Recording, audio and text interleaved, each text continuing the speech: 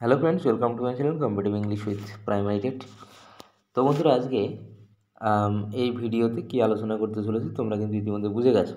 তো এর আগে আমি আমার একটা ভিডিওতে উল্লেখ করেছিলাম 20-22 সংক্রান্ত ভিডিওতে, যে আমি 20-22 যে ক্যান্ডিডেট, তো তাদের মোটামুটি কোন কাট অফ ক্লিয়ার করতে হবে, তো সেই বিষয়ক আমি 9533-এর যে কাট অফ প্যানেলের যে কাট অফ, তো সেই বিষয়টা উল্লেখ করব। তো আজকে আমি এই ভিডিওতে সেই আলোচনাটাই করতে চলেছি। তো অবশ্যই স্কিপ না করে শেষ পর্যন্ত ভিডিওটা শুনবে। তো দেখো, প্রথমে যেটা বলবো যে আমরা যেটা জানি সুপ্রিম কোর্টে এর আগে যে ঘটনাটা ঘটেছে, তো যদি দেখো আগেই বলে দিই, যদি 20-22 তোমরা যারা রয়েছো, তো 20-22 যদি সুপ্রিম কোর্টে জিতে যায়, 20-22-এর যদি জয় হয়, তবেই এই যে কাট অফটা আমি যেটা বলছি এটা কিন্তু তবেই কার্যকরী হবে, আদারওয়াইজ কিন্তু কোনো কার্যকরী হবে না। দেখো, আমি কাট অফটা অবশ্যই বলবো। তার আগে একটা বিষয় বলে দিই, এই যে 20-22 যে মামলা, তো এই মামলাটার কিন্তু আবার নেক্সট হিয়ারিং রয়েছে 3 মার্চ, অর্থাৎ মার্চ মাসের 3 তারিখে।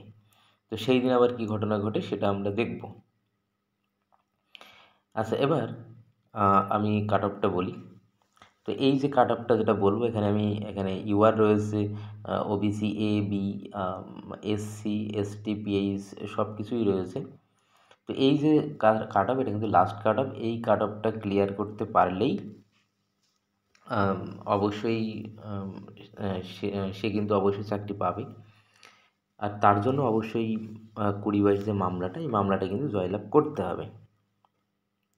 তো দেখো, ইউআর অর্থাৎ জেনারেলের যে কাট অফ ছিল সেটা হলো 30.736। তারপরে ওবিসি এ 29.627, আর ওবিসি বি 30.263।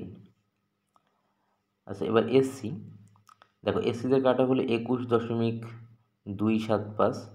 তবে এসসি কিন্তু যারা আছে, এসসি কিন্তু সবাই চাকরি পাবে, কারণ এসসিদের যে ভ্যাকেন্সি সেটা কিন্তু পূরণ হয়নি। এরপরে রয়েছে এসটি, এসটিদেরও তাই, শূন্যপদ পূরণ হয়নি, সবাই পেয়ে যাবে, পিএইচও সবাই পেয়ে যাবে। তো এই যে আমি কাট অফটা উল্লেখ করলাম, তো আশা করছি এটা থেকে তোমরা নিজেরা কে কোন স্থানে রয়েছে, তো তোমরা কিন্তু বিষয়টা বুঝতে পারছো। এটা কিন্তু আমি উল্লেখ করলাম 9533 যে প্যানেল, তো তার কাট অফ। তো এরপরে আমরা জানি যে 5% যে অ্যাডিশনাল প্যানেল যেটা বের হয়েছে, তো তারও কিন্তু একটা কাট অফ রয়েছে।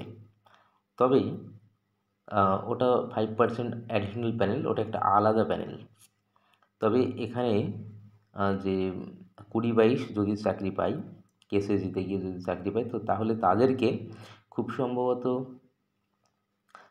এই যে মেন প্যানেল যেটা 9533-এর প্যানেল, এই প্যানেলের যে কাট অফ সেটাকে কিন্তু ক্লিয়ার করতে হবে, কারণ আর্লিয়ারই কিন্তু এই বিষয়টা বলা ছিল। তাহলে সেই ক্ষেত্রে আমি 9533 প্যানেলের যে কাট অফ, তো সেটাই কিন্তু আমি এখানে উল্লেখ করলাম। তো দেখ, আমি যাদের কাট অফ আসে আমি তাদেরটা বললাম, আর যাদেরটা বললাম যে সবার কিন্তু হয়ে যাবে, আরও একবার বলি, এসসি, এসটি, পিএইচ এদের কিন্তু সবার হয়ে যাবে। আর ইউআর, ওবিসি, এবি এই কাট অফটা আমি বললাম, এর আগেই বলেছি। তো সেটা কিন্তু এই তিনটে, জেনারেল এবং ওবিসি, এবি, এই তিনটের ক্ষেত্রে একমাত্র কাট অফটা কিন্তু ভ্যারি করবে, আর বাকি ক্ষেত্রে সবার কিন্তু চাকরি হবে, কারণ ভ্যাকেন্সি পূর্ণ হয়নি।